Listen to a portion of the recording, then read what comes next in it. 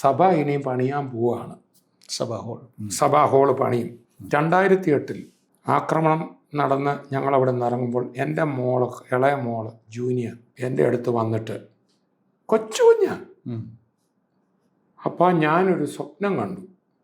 ഒരു വലിയ ഈ ലോണില്ലേ, പുൽപ്പുറമാണ്, അവിടെ ആപ്പിൾ ഷേപ്പിലൊരു വലിയ ഹോൾ ഇരിക്കുന്നുണ്ട്.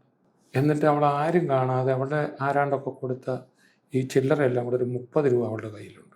അപ്പം ഇത് മതിയോ സഭ പണിയാൻ? ഈ കൊച്ചു 30 രൂപ എൻ്റെ കൊണ്ടുപോയി തന്നു. ഞാൻ അതിനൊരു 300 കോടിയായിട്ടാണ് കാണുന്നത്. രക്തം വിറ്റ് കൊടുത്തവരുണ്ട്. അതേലൊന്നും 1 രൂപയിൽ, സഭയ്ക്ക് വേണ്ടി കൊടുത്ത 1 രൂപയിൽ ഞങ്ങളാരും തൊടുകയില്ല, ഒക്കത്തില്ല, തൊടത്തില്ല.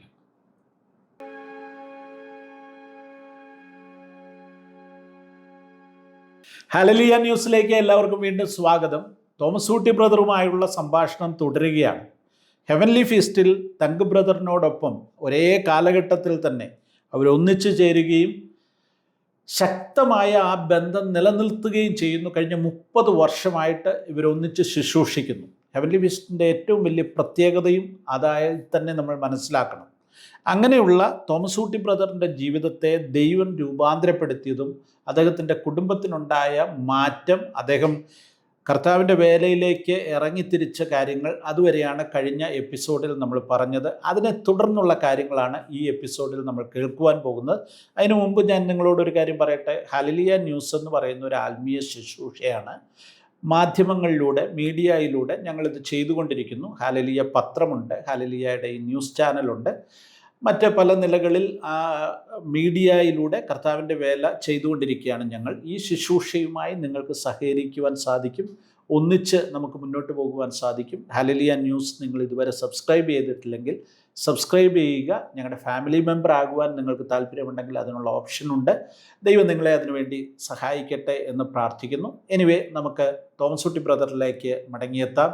തോമസ് ഊട്ടി ബ്രദർ നമ്മളോട് അദ്ദേഹത്തിൻ്റെ ജീവിതത്തിൽ തങ്കു ബ്രദറുമായി കണ്ടുമുട്ടുവാനുണ്ടായ സാഹചര്യം, അതിനുശേഷം അവരുടെ മിനിസ്ട്രി, ഒന്നിച്ച് അവരുടെ ആത്മീയ യാത്ര എങ്ങനെ മുന്നോട്ട് പോകുന്നു, ഹെവൻലി ഫീസ്റ്റ് അതിനെക്കുറിച്ചുള്ള പ്രതീക്ഷകൾ എന്തൊക്കെയാണ്, എങ്ങനെ മുന്നോട്ട് പോകും, ഈ കാര്യങ്ങളെല്ലാം തോമസ് ഊട്ടി ബ്രദർ നമ്മളോട് പറയുവാൻ പോവുകയാണ്.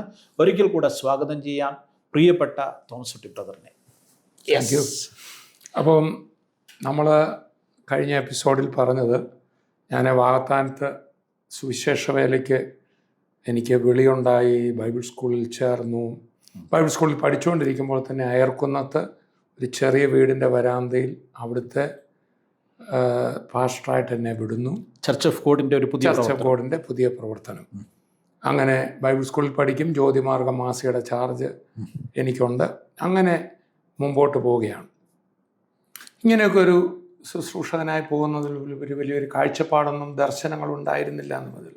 പക്ഷെ ആ സമയത്ത് BTH ആണ് ഞാൻ കംപ്ലീറ്റ് ചെയ്തത്, അവിടെ പഠിച്ചത്, വാകത്താനം ബൈബിൾ സ്കൂളിൽ. അത് കഴിഞ്ഞ് BD ഡിഗ്രിക്ക് സെറാംപൂർ അവിടെ പഠനം ആരംഭിച്ചു. എക്സ്റ്റൻഷനായിട്ട് UBS പൂനെയിൽ നിന്ന് എക്സ്റ്റേണൽ സ്റ്റുഡൻ്റ് ആയിരുന്നു. അപ്പം അങ്ങനെയൊക്കെ ഇരിക്കുന്ന ഒരു സമയത്താണ് ഈ എൻ്റെ ഈ തീസിസിനൊക്കെ വേണ്ടി കെയർസെൽ സിസ്റ്റം എന്നുള്ള യോങ്കിച്ചോ പാസ്റ്റർ, കൊറിയയിലെ യോങ്കിച്ചോയുടെ ചർച്ചിൻ്റെ ചില കാര്യങ്ങൾ മനസ്സിലാക്കാനും ചർച്ച് ഗ്രോത്തുമായിട്ട് ബന്ധപ്പെട്ടതും അദ്ദേഹത്തിൻ്റെ 4th ഡയമെൻഷൻ എന്ന ബുക്ക് വായിച്ചപ്പോൾ, അപ്പോൾ ഏകദേശം യോങ്കിച്ചോ ഞാനും ഒരുപോലുണ്ട്. കാരണം ഞങ്ങളുടെ ആരാണ് നടക്കുന്നൊരു കുഞ്ഞു വരാന്തയില്ല. അതെ. പിന്നെ അവിടുന്ന് രണ്ടാമത് വന്നത് ഒരു സേവ്യറിയാട്ടിൻ്റെ കന്നുകാലിക്കൂട്. ആദ്യ സ്ഥലത്ത് നിന്ന് പോയപ്പം 10-20 പേരായി. അതെ. തങ്കൂറ പറഞ്ഞ് 2-3 പേരുമായിട്ടിരിക്കുകയാണ്. ചുടക്കൂടലുണ്ടായിരുന്നു. തങ്കൂറ കുറച്ച് പറഞ്ഞു. ഞങ്ങൾ തമ്മിൽ ആദ്യം കാണുമ്പോൾ അവിടെ ആണ്. പക്ഷെ അതിനു മുമ്പ് കുറച്ച് കാര്യമുണ്ട്. അത് സാങ്കുട്ടി പാസ്റ്റർന്ന് ഞാൻ ഇടയ്ക്ക് ബ്രദർ എന്ന് വിളിക്കും. അപ്പം നമുക്ക് തമ്മിലും അറിയാവുന്ന കാര്യമാണ്. അതെ. അതിലേക്ക് വരാം. ഇതൊക്കെ എൻ്റെ ഇടയ്ക്ക് നടക്കുകയാണ്. 93 കാലഘട്ടത്തിൽ ഉണർവ് 93 എന്ന് പറഞ്ഞൊരു മീറ്റിംഗ് ഫിലദൽഫിയ സഭ നടത്തി. ഓർക്കുന്നുണ്ട്, ഞാനുണ്ട്. പിന്നെ അതിലേക്കൊക്കെ വരാം. ഓക്കെ. അപ്പോൾ ഉണർവെന്നൊക്കെ പറയുന്ന സാധനം അകത്ത് കയറുക. അപ്പം അന്ന് ഈ പുസ്തകം ഫോർത്ത് ഡയമെൻഷൻ വായിച്ചപ്പോൾ യോങ്കിച്ചോ അദ്ദേഹം ഒരു കുഞ്ഞ് പേരയ്ക്കകത്ത് സഭ നടത്തിക്കൊണ്ടിരുന്നപ്പോൾ ദൈവത്തോട് പ്രാർത്ഥിച്ചു, എനിക്ക് കർത്താവെ, ഞാൻ നിന്നെ പിൻപറ്റുക, എനിക്ക് കയറിയിരിക്കാനൊരു കസേരയില്ല, മേശയില്ല, ഒരു സൈക്കിളേലും കിട്ടിയാൽ കൊള്ളാം. നാളുകൾ പ്രാർത്ഥിച്ചിട്ട് ഇന്ന് 3 കിട്ടിയില്ല. ഇതൊക്കെ കേട്ടിട്ടുണ്ടല്ലോ. ഞാൻ എഴുതിയല്ലേ, ആ പുസ്തകം എഴുതിയല്ലേ. അദ്ദേഹം ഒടുവിൽ ദൈവം സംസാരിച്ചു, നീ പലതിന് പ്രാർത്ഥിക്കുന്നു, നീ യു പ്രേ സ്പെസിഫിക്കലി.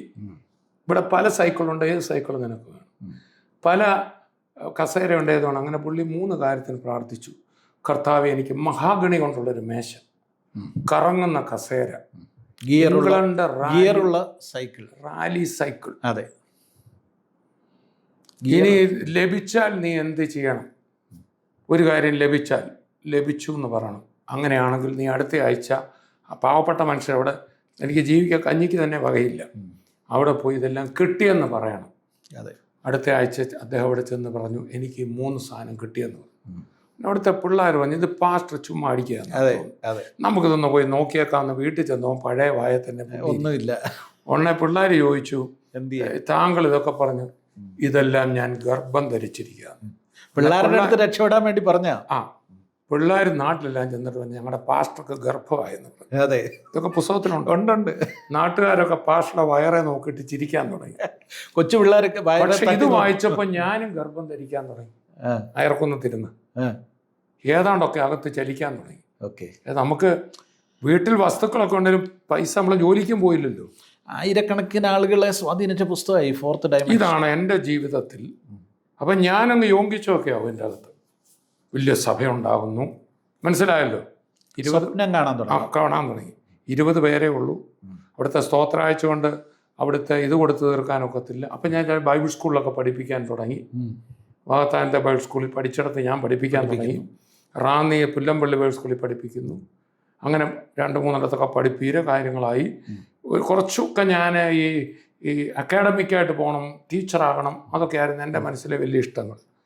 പക്ഷേ വാകത്താനത്ത് ബൈബിൾ സ്കൂൾ നടത്തിയ കുഞ്ഞവറാച്ചായൻ, അദ്ദേഹം ആ ബൈബിൾ സ്കൂൾ സ്പോൺസർ ചെയ്തത് ബ്രൂക്ലിൻ വരുന്ന മിഷണറിമാരാണ്. അവർ ഹീലിംഗ് ക്രൂസൈഡുകൾ നടത്തും, വാകത്താനത്തൊക്കെ നടത്തും, ക്രൂസൈഡ് ഫോർ ക്രൈസ്റ്റ്. അപ്പോൾ ഈ കുഞ്ഞവറാച്ചായൻ ഞങ്ങളെ തമിഴ്നാട്ടിലൊക്കെ കൊണ്ടുപോയി വഴി നീളെ പരസ്യമൊക്കെ നടത്തുമ്പോൾ ഞങ്ങളെ കൊണ്ടുകൂടെ കൈവപ്പിക്കും. അപ്പോൾ ഒരു ഹീലിംഗ്, പിന്നെ ചർച്ച് ഓഫ് ഗോഡ് പൊതുവെ അറിയാമല്ലോ, പ്രോഫറ്റിക്കും ഉപവാസ പ്രാർത്ഥന കുറച്ചുകൂടെ കൂടുതലായിരുന്നു. അത് വാകത്താനം ബൈബിൾ IPC-യെക്കാട്ടിലും കൂടുതലാണ്. വാകത്താനം ബൈബിൾ സ്കൂളിലും ഈ ഉപവാസ പ്രാർത്ഥനയും ഹീലിങ്ങും പ്രോഫസിയും ഒക്കെ കുഞ്ഞവറാച്ചായനും ഒത്തിരി. കാരണം പുതുപ്പള്ളി സഭയിലെ ഉണർവിൽ അദ്ദേഹം കണ്ടതാ. അതിന് ഞങ്ങളെല്ലാം പ്രോത്സാഹിപ്പിക്കുവാൻ കുറച്ചുകൂടെ ഒരു ആത്മീയ നിറവുള്ള ഒരു പഠനമാണ് എനിക്ക് കിട്ടിയത്. മണക്കാലയിലൊന്നും പോയി പഠിക്കാനൊന്നും എൻ്റെ വീട്ടിലെ പ്രശ്നങ്ങൾ എനിക്ക് പറ്റത്തില്ലായിരുന്നു. അതായിരുന്നു എൻ്റെ ആഗ്രഹം. അപ്പോൾ അങ്ങനെ വാകത്താനത്ത് ചേർന്ന് അങ്ങനെയെല്ലാം പഠിച്ചു, പഠിത്തം കഴിഞ്ഞു. ഈ അവിടെ ഇരിക്കുന്ന സമയത്ത് കുഞ്ഞവറാച്ചാനും ഒക്കെ പറഞ്ഞു, വാകത്താന സഭയുടെ ചാർജിലേക്ക്, അത് വലിയൊരു ചർച്ച, അവിടുന്ന് ഞാൻ വാകത്താന സഭയുടെ ചാർജിലേക്ക് വരികയാണ്. ആ ഒരു സമയത്ത് അന്നും എൻ്റെ സഹോദരി, മറ്റേ സഹോദരി, മാനസിക പ്രശ്നമുള്ള സഹോദരിക്ക് വിടുതലായിട്ടില്ല. വീട്ടിൽ പല പ്രശ്നങ്ങളുണ്ട്. അപ്പോൾ അങ്ങനെ കിഡ്നി രോഗമുണ്ടായിരുന്ന ആ സമയത്ത് നേരത്തെ മരിച്ചുപോയി. 1991 എൻ്റെ വിവാഹം. എൻ്റെ ഫാദർ ലോയും നല്ല പവർഫുള്ളായിട്ടൊരു ദൈവദാസൻ നൈനാച്ചായൻ, വലിയ പ്രാർത്ഥനാ മനുഷ്യനായിരുന്നു. അപ്പം അങ്ങനെ എനിക്ക് ഒത്തിരി ആത്മീയർ എൻ്റെ ചുറ്റും വന്നു. അങ്ങനെ ഇരിക്കുമ്പോൾ ചർച്ച് ഓഫ് ഗോഡിൽ ഒരു വലിയ പ്രതിസന്ധികളും പ്രശ്നങ്ങളൊക്കെ ഉണ്ടായ കാലഘട്ടം ഞാൻ പറയാറ്. എൻ്റെ ചെറുപ്പത്തിൽ ഒരു ഘട്ടം വരെ പലരും നിമിത്തം ഞാൻ ആയെന്ന് ഇപ്പം ഞാൻ അങ്ങനെ പറയത്തില്ല. എൻ്റെ അകത്തെ അഴുക്കുകൊണ്ട് ആ സഭാ രാഷ്ട്രീയത്തിൽ ഞാനും ബന്ധപ്പെട്ട് ചില കാര്യങ്ങളൊക്കെ ചെയ്തു. അങ്ങനെ ചെയ്ത് എൻ്റെ വീട്ടിലൊരു ദിവസം ഞാൻ വരുമ്പോൾ എൻ്റെ ഭാര്യ നീന, എൻ്റെ മൂത്ത മോളിപ്പോൾ അവൾക്ക് 2 പിള്ളേരുണ്ട്, തീരെ കുഞ്ഞു വെച്ച, അവളെ ഇങ്ങനെ കയ്യിലെടുത്തുകൊണ്ട് പറഞ്ഞു, അതെ നമ്മുടെ വീട്ടിൽ ആവശ്യത്തിന് ശാപമുണ്ട്. ഒരച്ഛനെ പണ്ട് ഇറക്കി വിട്ടതാണെന്നാണ് പറയുന്നത്. ദയവായിട്ട് സഭയെ കളിക്കരുത്. പേടിച്ചു പോയി, പേടിച്ച് മാനസാന്തരപ്പെട്ടതാണ്. ഞാൻ എല്ലാ പരിപാടിയും നിർത്തി മുട്ടയിലിരുന്ന് ഉപവസിച്ച് പ്രാർത്ഥിക്കാൻ തുടങ്ങി. എൻ്റെ ഓർമ്മ ശരിയാണ്, 40 ദിവസം ദൈവസന്നിധിയിൽ എനിക്കൊരു ദർശനങ്ങൾ തന്നു. അന്നുണ്ടായ പ്രശ്നങ്ങളിൽ ഞാൻ സ്വയം മാറിയതല്ല, കർത്താവ് പിന്നെ അതിനകത്തൊന്നും പോകാൻ എനിക്കിടയായില്ല. ആ സമയത്താണ് ദൈവം എൻ്റെ മുമ്പിൽ ചില സംഭവങ്ങളൊക്കെ തുറക്കുകയാണ്. ഈ ഒരു സമയം കുഞ്ഞവറാച്ചായനും എൻ്റെ ഫാദറിലോ പറഞ്ഞു, തോമസ് കുട്ടി ആവശ്യമില്ലാത്ത കാര്യങ്ങൾക്കൊന്നും പോകരുത്, മുമ്പിൽ വലിയ വിളിയുണ്ട്, ആ വിളിക്കനുസരിച്ച് പോകണം. അപ്പം ഞാൻ പ്രാർത്ഥിക്കാൻ തുടങ്ങി. എനിക്ക് 2-3 ദർശനങ്ങൾ, ഞാൻ ഒത്തിരി ദർശനം വെളിപ്പാടുന്ന് കാണുന്ന ആളല്ല. സുവിശേഷ വേലയ്ക്ക് ഇറങ്ങിയപ്പോഴത്തെ ദർശനം കഴിഞ്ഞ എപ്പിസോഡിൽ പറഞ്ഞത് അതെല്ലാം എനിക്കിപ്പോൾ ഇവിടെ പറയാൻ ബുദ്ധിമുട്ടുണ്ട്. വാക്യങ്ങൾ എന്നെ എഴുതി കാണിച്ചു, സഭയുടെ പിരിവിൻ്റെ വാക്യങ്ങൾ എഴുതി കാണിച്ചു. ഇസ്രായേൽ 2 പിരിയുന്നു, അവർ 2 പിരിത് യഹോവയ്ക്ക് അനിഷ്ടമായെന്നുള്ള വാക്യം എഴുതി എന്നെ കാണിക്കും.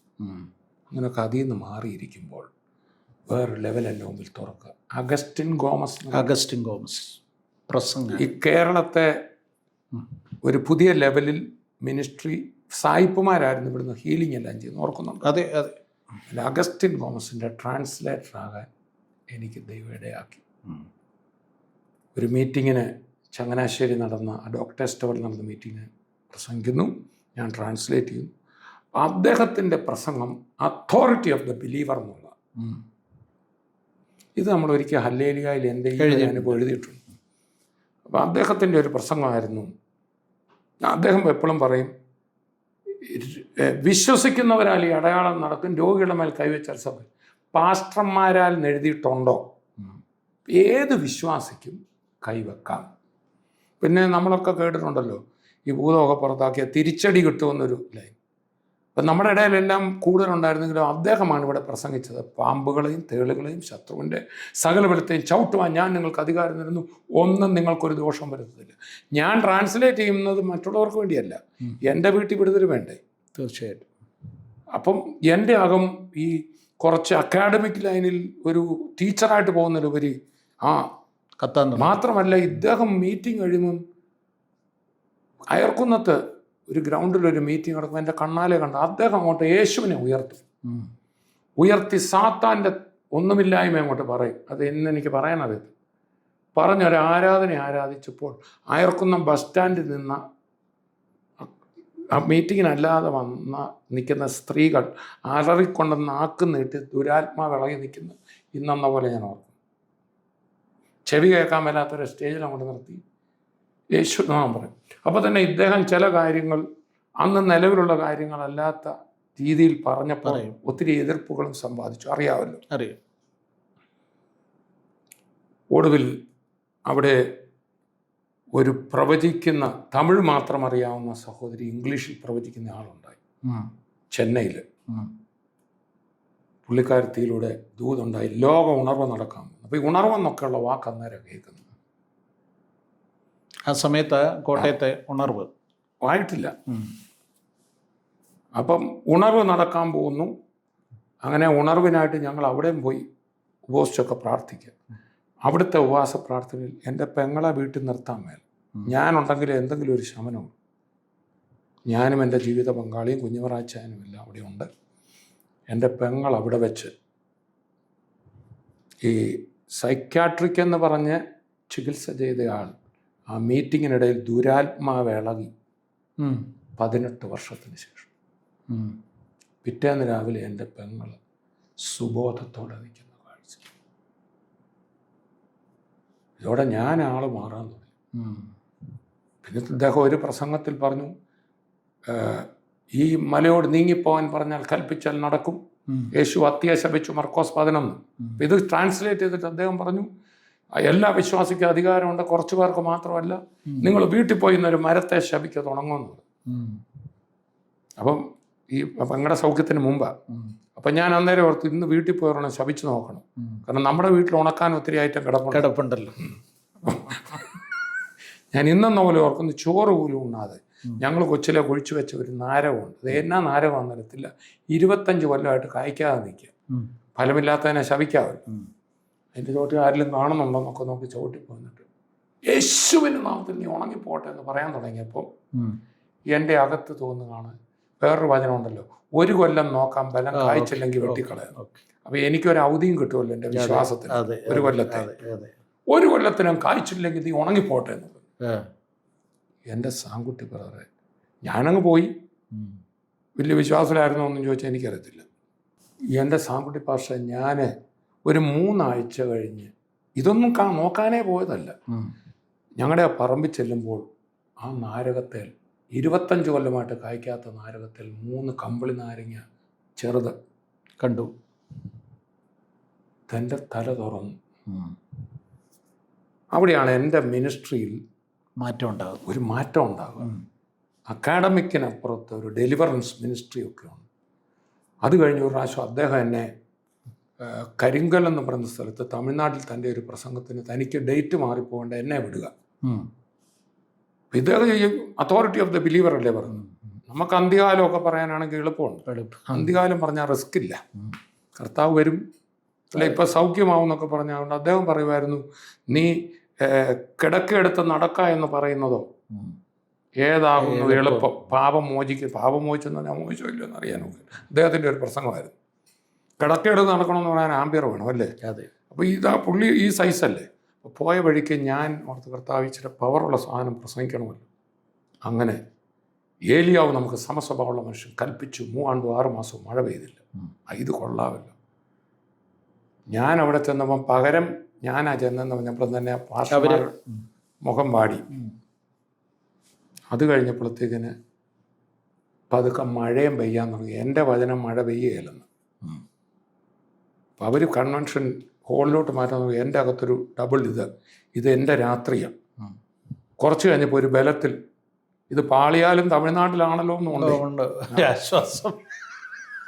ഞാൻ പറഞ്ഞതേ, ഇന്ന് മഴ പെയ്യത്തില്ല, കൺവെൻഷൻ അവിടെ നടന്നോട്ടുന്നു. ഒരു വിശ്വാസം ഉണ്ടോ ഉള്ള പറയാമല്ലോ, മനസ്സിൽ അവിശ്വാസം. അവിടെ ഒരു വലിയ സംഭവം ഉണ്ടായി. അന്ന് രാത്രിയിൽ ഞാനിത് പറഞ്ഞു കഴിഞ്ഞപ്പോൾ ഈ പാസ്റ്റർമാരുടെ മുഖം മാറി. എന്താ വരാനിരുന്നവരിലും പെരിവൃതാരന്ത വന്നവർ മട്ടിലായി. വിശ്വാസം പറഞ്ഞപ്പോൾ അതുക്കും മേലെ അവർക്ക് കുറച്ചുകൂടെ എന്നെ ബഹുമാനമായി. ചുരുക്കി പറഞ്ഞാൽ മഴ പെയ്തില്ല. അന്ന് ഞാൻ കയറിയപ്പോൾ പിന്നെ മഴ പൊടിക്കാൻ തുടങ്ങി. ആൾക്കാർ കുട നിർത്തി. ആരും കുട നിർക്കണ്ട, ഇന്നിവിടെ മഴ പെയ്യത്തില്ല. ഇതൊക്കെ എൻ്റെ ജീവിതത്തിൽ ആദ്യം ചെയ്യുക. അന്ന് മഴ പെയ്തില്ലെന്ന് മാത്രമല്ല, രോഗികൾ സൗഖ്യമാകാൻ തുടങ്ങി, ഭൂതങ്ങൾ അലറാൻ തുടങ്ങി. മീറ്റിംഗ് കഴിഞ്ഞ് അവിടുത്തെ ഒരു ബസ്സിൽ എൻ്റെ ഒരു കൂടെ ഒരു സൗരൻ പുള്ളിയുടെ വീട്ടിൽ പോയി. പിറ്റേന്ന് പ്രദേശം മുഴുവൻ ജനം. എന്താണെന്നറിയോ, ഇതിന് 1 കിലോമീറ്റർ ചുറ്റോളം മുഴുവൻ മഴയായിരുന്നു. ഇതെൻ്റെ ജീവിതത്തെ. പിന്നെ ആ ഭാഗത്തെല്ലാം എന്നെ വിളിക്കുമായിരുന്നു, കൃപാസന സഭയിലൊക്കെ വിളിക്കുമായിരുന്നു. അങ്ങനെ അല്ലാതെ തന്നെ നമ്മുടെ കൺവെൻഷനുകളൊക്കെ പ്രസംഗിക്കാൻ തുടങ്ങി. ഇരിക്കുന്ന സമയത്താണ് ഈ അഗസ്റ്റിൻ തോമസ് പാസ്റ്റർ ഒരു ആക്സിഡൻറ്റിൽ മരിക്കുകയാണ്. ഞാൻ ഓർക്കുന്നുണ്ട്. ഉണ്ടല്ലോ, അതിനെക്കുറിച്ചൊക്കെ പറഞ്ഞ ഒത്തിരി കാര്യങ്ങൾ. രാത്രി മുഴുവൻ പ്രാർത്ഥിക്കാൻ ഇങ്ങനെ ഒത്തിരി കാര്യങ്ങളുണ്ടായിരുന്നു. അതോടെ 2ാമത്തെ തകർച്ചയിലോട്ട് ഞാൻ വീണ് അടുത്ത പ്രാർത്ഥനയിൽ ഒരു ഉപവാസത്തിലോട്ട് കയറിയപ്പോൾ ദൈവം തന്ന മനുഷ്യനാണ് തങ്കു ബ്രദർ. തങ്കു ബ്രദർ പറയാം എന്നെ അദ്ദേഹത്തിന് കിട്ടിയെന്ന്. ഞാൻ പറയും അദ്ദേഹത്തെ എനിക്ക് കിട്ടിയെന്ന്. ഇപ്പൊ ഉണർവുമ്പം മറ്റേ കൊറിയായും എല്ലാം അകത്ത് കയറി നിൽക്കുകയല്ലേ. ഇതൊന്നും ചിന്തിക്കാൻ നമ്മുടെ കേരളത്തിലെ ഒരു സാധാരണ ഭാഷയെ സംബന്ധിച്ച് നമ്മളെല്ലാം ഒന്നിച്ച് ആ സമയത്ത് ഓർക്കുന്നുണ്ടോ എന്ന് എനിക്കറിയത്തില്ല. നമ്മൾ ഈ പെന്തക്കോസ്തൽ അസോസിയേഷനിൽ നമ്മൾ ഒന്നിച്ച് പ്രവർത്തിക്കുന്നുണ്ട്. അന്ന് ഉണർവിനെ കുറിച്ചൊരു ബുക്ക് നമ്മൾ ഇറക്കി. ഓർക്കുന്നുണ്ടോ? ഉണ്ട്. ഉണർവിനെ കുറിച്ച് കുറേ ലേഖനങ്ങൾ ചേർത്ത് പെന്തക്കോസ്തൽ അസോസിയേഷൻ ആദ്യമായിട്ടൊരു സെമിനാറോ നടത്തുക ഉണർവിനെ കുറിച്ച്. അതെ, ആ ലേഖനങ്ങളെല്ലാം കൂടെ ചേർത്ത് പിന്നെ ഒരു ബുക്കായിട്ട് പബ്ലിഷ് ചെയ്തു. എനിക്ക് തോന്നുന്നത് മരിപ്പച്ചയോ അച്ചുകുഞ്ഞ ആണെന്ന് തോന്നുന്നത് പബ്ലിഷ് ചെയ്തത്. എനിവേ ഉണർവെന്നും പറഞ്ഞ ഒരു പുസ്തകം നമ്മളന്ന് ആ കാലഘട്ടത്തിൽ ഇറക്കിയിട്ടുണ്ട്. 1999 അന്ന് തങ്കുബ്രദറുമായിട്ടൊന്നും കണക്റ്റഡ് ആയില്ല. ഞാൻ നമ്മുടെ കഞ്ഞിക്കുഴി ഫിലദൽഫിയ കോട്ടയം ചർച്ച് ഉണർവ് 93 എന്ന് മീറ്റിംഗ്. അതെ. പിന്നീട് തങ്കുബ്രദർ ഉണ്ടോന്ന് പറഞ്ഞു വെളിയിൽ വന്നിരുന്നത് കേട്ടായിരുന്നു. എന്നെയൊന്നും അറിയത്തില്ല. അവിടെ രാത്രിയിൽ എല്ലാവരും പോയിട്ടും 2 ദുരാത്മാവ് ബാധിച്ച സ്ത്രീകൾ വിടുതലായില്ല. അഗസ്റ്റിൻ തോമസ് പറഞ്ഞു ഇത് പോകാതെ ഞാൻ പോകത്തില്ല. യോഗം നടത്തുന്നവരും വീട്ടിൽ പോയി. ഞാൻ എൻ്റെ കണ്ണാലെ കണ്ടതാണ്. ഞാൻ ഒന്ന് ശാസിച്ചാൽ പോകണമെന്ന് ഭൂതത്തിന് അറിയാം. പുള്ളി അവിടെ തന്നെ ഇരുന്നു. വെളുപ്പിനെ ആകുന്നതിനകം 2 ദുരാത്മാവ് വിട്ടുപോയി. ഞാൻ പറഞ്ഞാൽ അറിയുന്നവരാ. ഇതൊക്കെ കണ്ടു ഞാൻ. അപ്പം നമ്മുടെ ജീവിതം വേറെ ലെവലോട്ട് മാറുക. അങ്ങനെ ഇദ്ദേഹം മരിച്ചതോടുകൂടെ നമ്മുടെ പ്രതീക്ഷകൾ. അപ്പോൾ എൻ്റെ ഫാദറിലുണ്ട്, കുഞ്ഞവറാച്ചായനുണ്ട്. അപ്പോൾ കുഞ്ഞവറാച്ചായൻ അന്നേ പറയാൻ തുടങ്ങി തോമസ് ഊട്ടി പുതിയ നിയമമാണ് പ്രസംഗിക്കേണ്ടത്. അപ്പോൾ കുഞ്ഞവറാച്ചായൻ്റെ മുറിയിൽ യേശു ഇറങ്ങിയതാ. അമ്മണിക്കൊച്ചമ്മ ഫ്ലൈറ്റേ വെച്ച് മരിച്ച യേശുവിനെ കണ്ടു, സ്വർഗത്തിൽ പോയി അനുഭവമൊക്കെ കേട്ടിട്ടുണ്ടല്ലോ. കുഞ്ഞവറാച്ചായനോട് പറയും ദാവീദിനെ മോശയല്ല സഭയെ പ്രസംഗിക്കുന്നത്, യേശു ഉയർത്തപ്പെടും. ഞാൻ എൻ്റെ യേശുവിനെ മുറി കണ്ടതാണ്. അപ്പം എന്നോട് ഞങ്ങൾ തങ്കുബ്രദർ ഒന്നാച്ചായപ്പോൾ ഞങ്ങൾ 2 പേരോട് ഇത് പറയുമായിരുന്നു, പ്രീച്ച് ക്രൈസ്റ്റ്, ക്രിസ്തുവിനെ പ്രസംഗിക്കും. ഒരു കാലഘട്ടത്തിൽ ഇത് തന്നെ ക്രിസ്തുവിനെ പ്രസംഗം ക്രിസ്റ്റോളജി പറയുക എന്നൊക്കെ പറഞ്ഞൊക്കെ ലൈനൊക്കെ പറയാൻ തുടങ്ങിയാണ്. പക്ഷെ അത് വലിയ ഇമ്പാക്റ്റ് നടത്തി, അറിയാമല്ലോ. അപ്പോൾ അങ്ങനെ യേശുവിനെ മാത്രം ഉയർത്തുക, സുവിശേഷം പറയുക, ഇതെല്ലാം പറഞ്ഞ് ഇദ്ദേഹത്തിൻ്റെ മരണശേഷം കുഞ്ഞറാച്ചായൻ ഞങ്ങളൊക്കെ പ്രാർത്ഥിക്കും. ഞാൻ വീണ്ടും ബൂസ്റ്റ് പ്രാർത്ഥിക്കുമ്പോൾ അതാണ് തങ്കുബ്രദറിൻ്റെ ഇതിൽ പറഞ്ഞത്. ഒരു വീട്ടിൽ അപ്പം എനിക്ക് കുറച്ചുകൂടെ ചിന്തകളൊക്കെ മാറി. സുവിശേഷം എല്ലാവർക്കും എല്ലാം ചെല്ലണം. ഒരു മർത്തോമക്കാരാണ്, അവരുടെ ഒരു വീട്ടിലൊരു കൂട്ടായ്മ നടത്തുക. അവിടെ എന്നെ പ്രസംഗിക്കാൻ വിളിക്കുന്നു. തങ്കുബ്രദർ അവിടെ വരുന്നു, അവിടെ സാക്ഷ്യം പറയാൻ വരും. അന്നേരമാണ് തങ്കുബ്രദറിനെ കൊണ്ട് ഞാൻ കൈവപ്പിക്കുന്നത്. അത് അദ്ദേഹത്തിന് അപ്പം അന്ന് തങ്കുബ്രദർ മൈറ്റ്ലി യൂസ്ഡാ. അതെ, അദ്ദേഹം സാക്ഷ്യം പറയും, വലിയ വചനമൊന്നും പറയാൻ അറിയത്തില്ലെങ്കിലും പേരുകൾ വെളിപ്പെടും. അദ്ദേഹം പ്രാർത്ഥിക്കുന്നവർക്ക് വിടുതല. അപ്പോൾ ഞാൻ അദ്ദേഹത്തെ പരിചയപ്പെട്ടൊന്നുമില്ല. അടുത്ത ദിവസം എൻ്റെ ഫാദറിലോ എന്നോട് പറഞ്ഞു തോമസ് ഊട്ടി തങ്കു എന്നും പറഞ്ഞൊരു സഹോദരൻ കോട്ടയത്ത്. അപ്പം ഞങ്ങൾ ഈ ഉണർവ് പോയതിൻ്റെ ഭാരത്തിലിരിക്കുക. അദ്ദേഹം പ്രാർത്ഥിച്ച് എൻ്റെ ഫാദറിലോയുടെ അല്ലെങ്കിൽ എൻ്റെ മദറിലോയുടെ അപ്പായുടെ ബ്രദറിൻ്റെ വൈഫ് കുമരകത്ത് സൗഖ്യമായി. ആ അമ്മച്ചി പറഞ്ഞു എനിക്ക് ആ പ്രാർത്ഥിച്ച ആളെ കാണും. അങ്ങനെയാണ് അച്ചായൻ്റെ ബൈക്കേ കയറി പോകുന്നു. അവിടെ ചെന്നപ്പം തങ്കുബ്രദർ, അയ്യോ ഇത് അച്ചായൻ്റെ മരുമോനാണോ, ഞാൻ ഇദ്ദേഹത്തെ ഒന്ന് ഞങ്ങളൊരു മീറ്റിങ്ങിന് ഒന്നിച്ചുണ്ടായിരുന്നു. അങ്ങനെ ഞാൻ അച്ചായൻ്റെ ബൈക്കേ നിന്നിറങ്ങി തങ്കുബ്രദറിൻ്റെ സ്കൂട്ടറൊക്കെ, ഞാൻ പറയും ഇപ്പോഴും ആ സ്കൂട്ടറല്ല ഞങ്ങൾ പോയിക്കൊണ്ടിരിക്കും. നിങ്ങളുടെ മക്കൾക്ക് വിവാഹപ്രായമായോ? ഹല്ലേലൂയ മാട്രിമോണിയൽ നിങ്ങളെ സഹായിക്കുന്നു. വിശ്വാസികൾക്ക് ജീവിത പങ്കാളിയെ കണ്ടെത്തുവാൻ ഏറ്റവും ഫലപ്രദവും സുരക്ഷിതവുമായ മാർഗമാണിത്. 2 മാർഗങ്ങളിലൂടെയാണ് നിങ്ങളുടെ മക്കളെക്കുറിച്ചുള്ള വിവരങ്ങൾ 10,000 ആളുകളിലേക്ക് ഞങ്ങൾ എത്തിക്കുന്നത്. ഒന്ന്, ഹല്ലേലൂയ ഓൺലൈൻ. നിരന്തരം ക്രിസ്തീയ വാർത്തകൾ 100 വാട്സപ്പ് ഗ്രൂപ്പുകൾ വഴി 10,000 വായനക്കാരിലേക്ക് എത്തുന്നു. ആ വാർത്തകളോടൊപ്പം നിങ്ങളുടെ മാട്രിമോണിയലും ഉൾപ്പെടുത്തുന്നു. 2, കഴിഞ്ഞ 30 വർഷമായി പ്രസിദ്ധീകരിക്കുന്ന ഹല്ലേലൂയയുടെ പ്രിൻ്റ് എഡിഷൻ ഉണ്ട്. ആ പ്രിൻ്റ് എഡിഷനിലും ഈ മാട്രിമോണിയൽ അതുപോലെ തന്നെ ഉൾപ്പെടുത്തുന്നു. ഈ 2 മാർഗങ്ങളിലൂടെ 10,000 വായനക്കാരിലേക്ക് വളരെ പെട്ടെന്ന് നിങ്ങളുടെ മാട്രിമോണിയൽ എത്തുമ്പോൾ ആലോചനകൾ നിങ്ങളെ തേടി വരും. അതിൽ നിന്ന് ഏറ്റവും അനുയോജ്യമായത് പ്രാർത്ഥനാപൂർവം നിങ്ങൾ തിരഞ്ഞെടുത്താൽ മാത്രം മതിയാകും. അതുകൊണ്ട് വൈകണ്ട. ലോകത്തിൻ്റെ ഏത് കോണിലിരുന്നാണെങ്കിലും നിങ്ങൾക്ക് രജിസ്റ്റർ ചെയ്യാം. ഈ സ്ക്രീനിലുള്ള ഫോൺ നമ്പറിലേക്ക് നിങ്ങളുടെ മക്കളുടെ ബയോഡേറ്റയും ഫോട്ടോയും അയയ്ക്കുക. ഇന്ന് തന്നെ രജിസ്റ്റർ ചെയ്യുക. എത്രയും വേഗം നിങ്ങളുടെ മക്കളുടെ വിവാഹം നടക്കട്ടെ എന്ന് പ്രാർത്ഥിക്കുന്നു. ആ സ്കൂട്ടറെ പോകുന്ന വഴിക്ക് തങ്കുബ്രദറുണ്ടെന്ന് എനിക്കൊരു സഭ തുടങ്ങാനൊന്നും പ്ലാനില്ല. ഞാൻ പറഞ്ഞു ഞാനൊരു സഭയുടെ പാസ്റ്ററാണ്, പക്ഷെ സുവിശേഷം അടുത്തൊരു ലെവലിൽ ചെല്ലണം. അപ്പം ഞാനും എൻ്റെ ജീവിത പങ്കാളി നീനായും പ്രാർത്ഥിച്ചൊരു പ്രാർത്ഥനയുണ്ട്. കർത്താവേ, യേശു അങ്ങ് ഈ ഭൂമിയിലായിരുന്നപ്പോൾ ആർക്കും അങ്ങയുടെ അടുത്ത് വരായിരുന്നു. ഇന്ന വസ്ത്രം ഇട്ടോ ഇതൊന്നും ചോദിച്ചില്ലല്ലോ. അതെ, എനിവൺ കുഡ് കം. അങ്ങനെയാണെങ്കിൽ ആർക്കും വരാവുന്നൊരു കൂട്ടം കോട്ടയത്തുണ്ടാകണേ. മനസ്സിലായോ? കാരണം എൻ്റെ കസിൻസ് 2 പേര് അവിടെ സുവിശേഷത്തിലോട്ടൊക്കെ വന്നുകൊണ്ടിരിക്കുക. അന്ന് പല സഭകളിലും പ്രശ്നങ്ങളാണ്. അപ്പം ഇവരെ അവിടെ കൊണ്ട് കയറ്റാൻ മേല. മനസ്സിലായി. പിടികിട്ടിയോ?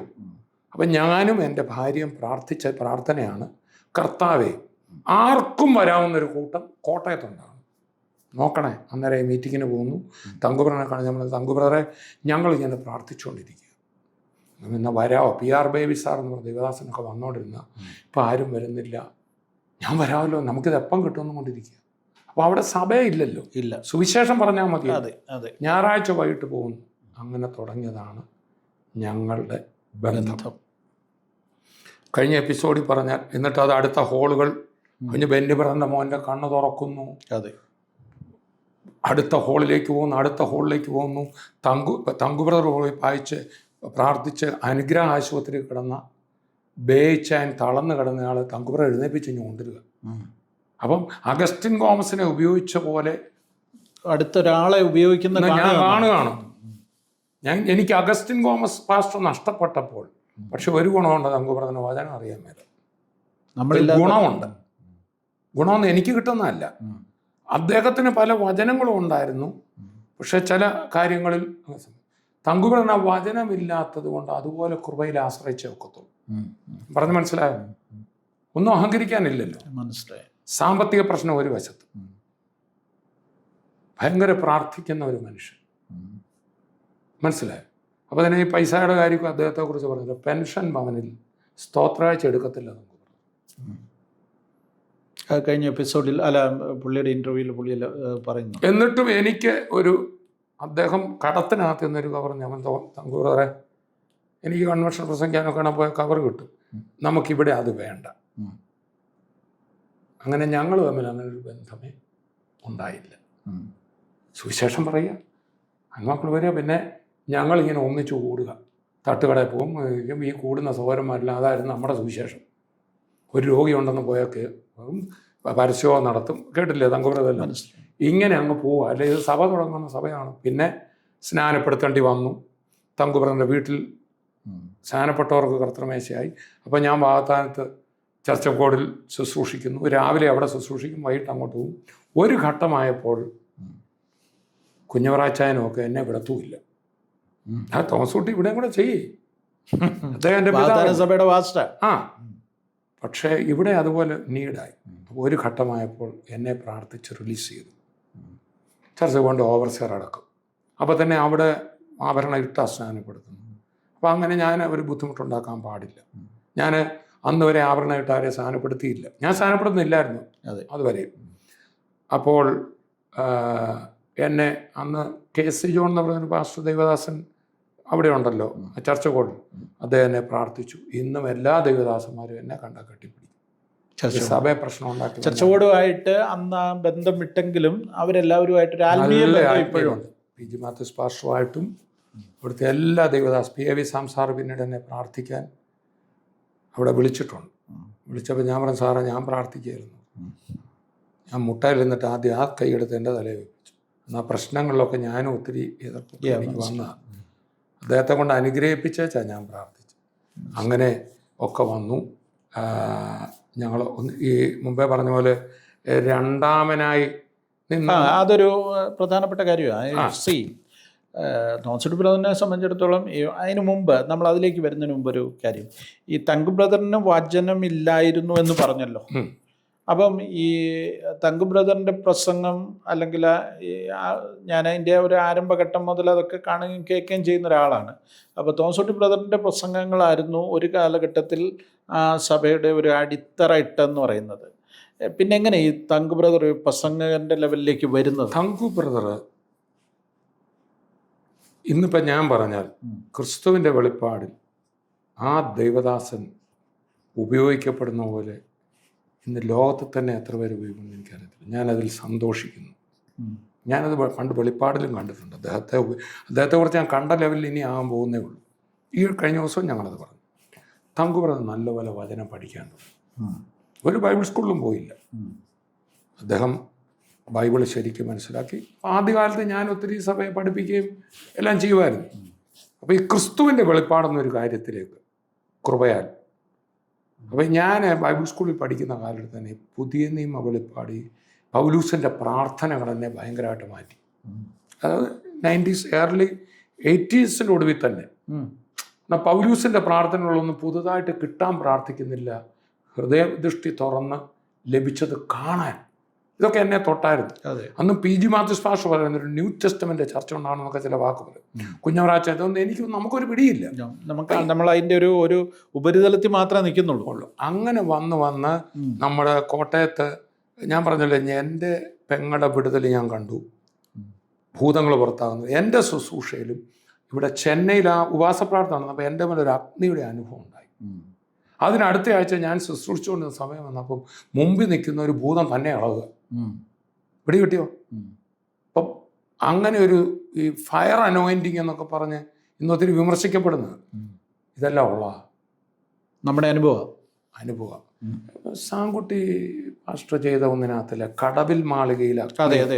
അതെ. ആദ്യം ഈ നമ്മുടെ മാരാമൺ കൺവെൻഷന്റെ ആരംഭം ഈ സുവിശേഷ സംഘം അവര് പ്രാർത്ഥിച്ചുകൊണ്ടിരുന്നപ്പോൾ ആ കടവിൽ മാളിക കത്തുന്നതായിട്ട് ചുറ്റും ആളുകൾ ഓടിക്കൂടി, പാത്രമൊക്കെ അടുത്തുണ്ട് വെള്ളം കോരി ഒഴിക്കാനായിട്ട്. അതുപോലെ ആദ്യം മാരാമൺ കൺവെൻഷന്റെ പേര് പെന്തിക്കോസ്ത് കൺവെൻഷൻ, ആദ്യത്തെ കൺവെൻഷൻ. ഇതൊക്കെ ഈ ഹല്ലേലൂയ എന്നാ ഞാൻ. അതെ. അപ്പോൾ ആ അനുഭവം ഉള്ളതല്ലേ, ഞാനത് അനുഭവിച്ചത്. ഇത് പറയുമ്പോൾ എൻ്റെ മേത്ത് ഇങ്ങനെ തീ കത്തുന്ന പോലെ എനിക്ക് ഫീൽ ചെയ്യുന്നുണ്ട്. അപ്പം അഗസ്റ്റിൻ തോമസ് പാസ്റ്റർ നഷ്ടപ്പെട്ടെടുത്ത് ഭയങ്കരമായി കൃപയിൽ ഉപയോഗിക്കപ്പെടുന്ന തങ്കുബ്രദർ, അദ്ദേഹം പറഞ്ഞു എനിക്ക് ബിസിനസ്സാണ്, സഭ തുടങ്ങണമെന്നൊന്നുമില്ല. അങ്ങനെ ഞങ്ങളൊന്നിച്ചുകൂടി തന്നെ സ്നാനമൊക്കെ ആയി സഭയായി. ഈ രണ്ടാമൻ ഒന്നാമൻ പറഞ്ഞാൽ തങ്കുബ്രദറിൻ്റെ കാര്യം ഒരു 10-15 വർഷം വിശ്വാസിൽ ശുശ്രൂഷയിലും വചനത്തിലും എല്ലാം ഞാൻ പഴയ ആളാണല്ലോ. കുഞ്ഞുറാച്ചാൻ എന്നോട് പറയാറ്, തോമസ് കുട്ടി അദ്ദേഹത്തെയാണ് കർത്താവ് നിർത്തിയത്, അദ്ദേഹത്തിൻ്റെ തലേ കയറരുതെന്ന് പറയും. കൂടെ നിന്നോണം, തലേ കയറരുത്, അദ്ദേഹമാണ് മുമ്പിൽ. ഞാൻ പലത് പോയല്ലോ. കുഞ്ഞുറാച്ചാൻ എൻ്റെ ഒരു മെൻറ്ററായിരുന്നു, ചെവിക്ക് പിടിക്കുമായിരുന്നു, താണു നിൽക്കണം എന്ന് പറയുമായിരുന്നു. അതുപോലെ തന്നെ ആ ട്രസ്റ്റ് ഉണ്ടാക്കിയ സമയത്തെ കാര്യമല്ല, തങ്കുബ്രദറിനോട് കുഞ്ഞുറാച്ചാൻ പറഞ്ഞു ഇദ്ദേഹത്തെ വെച്ചോ, ഒരു പ്രശ്നവും വരികയുള്ളൂ. എന്നെ അതുപോലെ കുഞ്ഞുറാച്ചാൻ ഒത്തിരി തിരുത്തുമായിരുന്നു. അപ്പോൾ അങ്ങനെ ഒരിക്കൽ ഫിന്നി സ്റ്റീഫൻ എന്ന് പറഞ്ഞ ദൈവദാസൻ എൻ്റെ അടുത്ത് വന്നൊരു ദൂത് പറഞ്ഞു, മകനെ, ഒരു രണ്ടാമനില്ലാതെ ഒരൊന്നാമന് നിൽക്കാനൊക്കത്തില്ല, ഒരു യോഹന്നാനില്ലാതെ ഒരു പത്രോസിന് നിൽക്കാനൊക്കത്തില്ല. പല ഉണർവുകളും തകർന്നത് ഒന്നാമനില്ലാഞ്ഞിട്ടല്ല, രണ്ടാമനില്ലാഞ്ഞിട്ട്. കാരണം എല്ലാവർക്കും ഒന്നാമനാകണം.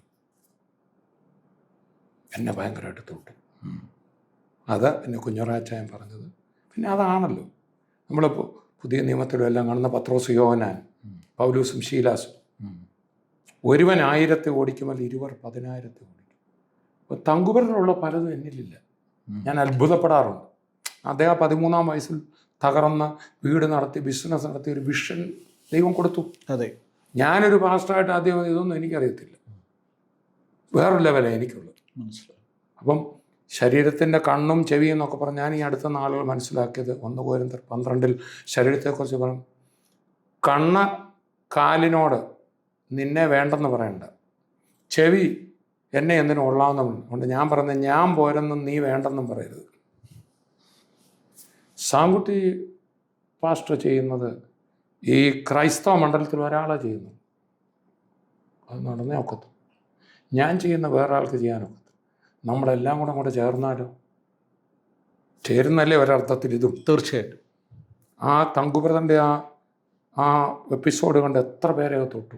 തീർച്ചയായിട്ടും നമ്മളും തെറ്റിദ്ധരിക്കും. അപ്പം ഞങ്ങളെക്കുറിച്ചൊക്കെ ഒത്തിരി തെറ്റിദ്ധാരണകളാണ്. അപ്പം ഞങ്ങളന്ന് ആ സ്കൂട്ടറിൽ നിന്ന് പറഞ്ഞത്, എന്നോട് തങ്കുബ്രദർ, തോമസ് കുട്ടി ബ്രദറെ, എന്നെ ആദ്യം പാസ്റ്ററെ എന്ന് വിളിച്ചപ്പോൾ ഞാൻ ആദ്യം തന്നെ എന്നെ ബ്രദറെ എന്ന് വിളിച്ചു. മനസ്സിലായി. അങ്ങനെ ബ്രദറെ വിളി തുടങ്ങി.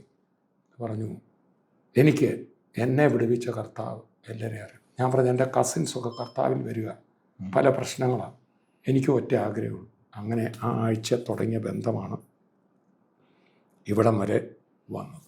തങ്കുബ്രദറിനെ തിരുത്തേണ്ടി വന്നിട്ടുണ്ടോ ഏതെങ്കിലുമൊക്കെ കാര്യങ്ങളിലോ, വചനത്തിൻ്റെ കാര്യത്തിലോ ഒക്കെ?